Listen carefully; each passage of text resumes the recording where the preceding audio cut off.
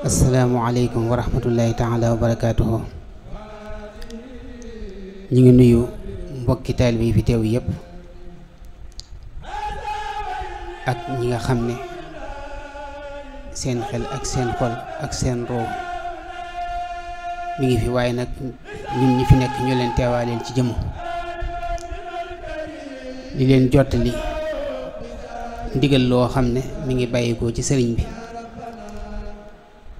jëm ci nun mbokki taalibe yépp, di ndigal loo xam ne dafa jëm ci soññee ak fàttali liggéey bi nga xam ne moom la sëriñ Tuuba dénkaani woon ginnaawam te mooy jumaay Tuuba, te muy lu ko ñoroon lool. mu digge ci itam xéewal yu màgg ak daraja yu kawe ak ngërëm lu mat àddina ak àllaaxira ci képp koo xam ne feeñ nga ci. ba yàgg nañu dégg ci sunuy kilifa yàgg wax ne ku ci feeñ ba faaw, ku ci nëbbit nëbb ba faaw. te jamono yi ñu toll nag Cheikh Mamadou Muntaxa yàlla na ko suñ boom gën a yàggal te dolli ko ak wér, amaat ci ay taxawaay yu màgg na ko ci way juróom ya jiitu amee woon ak magam ya, ngir yeesalaat ko, toppatoowaat ko ba mu gën a méngoo ak jamono te lépp dëppook ni ko sëriñ bi bëgge.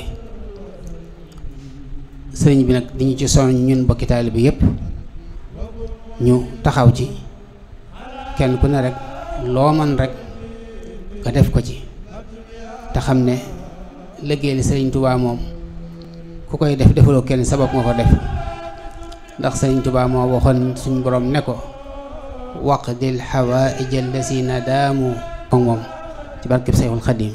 ba tey ci ndigalu sëriñ bi mu ne loolu nga xam ne moo jëm ci liggéey bi mu woote te Seex Muntaxa woote ko mu ñu ciy soññ, lépp lu ci waaye di joxe mën naa jaar ci jawriñ ji ko sëñ booleel. kenn ku ne jawriñ ji ko sëñ booleel lu muy joxe na ko jaarale ci jawriñ joojee. waaw suñ noppee nag lépp ñu dajalewaat ko ci sëñ làmp insa ngir ñu mën koo jébal ak Seex Mamadu Muntaxa waajale ko ubbi teg cantu gu màgg gi nga xam ne moo ne ci suñ kanam di màggal Tuuba. bu ñu defee xéewal gii jëma ko ci mooy ubbi xéewal googu di ñëw préféré bunt yëpp daal di gën a ubbeeku rek, tawfeex yi gën a yokk gën a yaatu, barke yeeg leer nga dem di wàcc rek.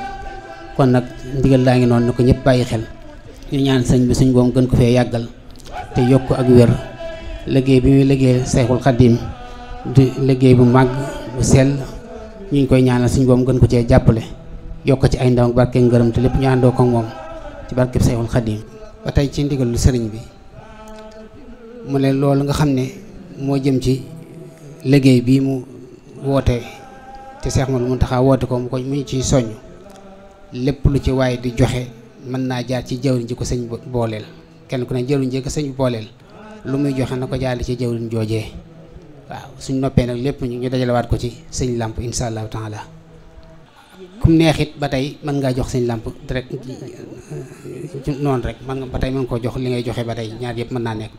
waaw kum neex nga jaare ko si jawriñ moom lépp dajee moom mi ngi koy dajalewaat ci moom.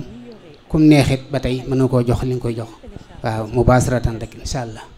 waaw sëñ làmp waaw kon li ñuy dajale foofu lay daje si incha allahu taala. waaw kay jërë ngeen jëf. asalaamaaleykum wa rahmatullaahi wa barakaatuh.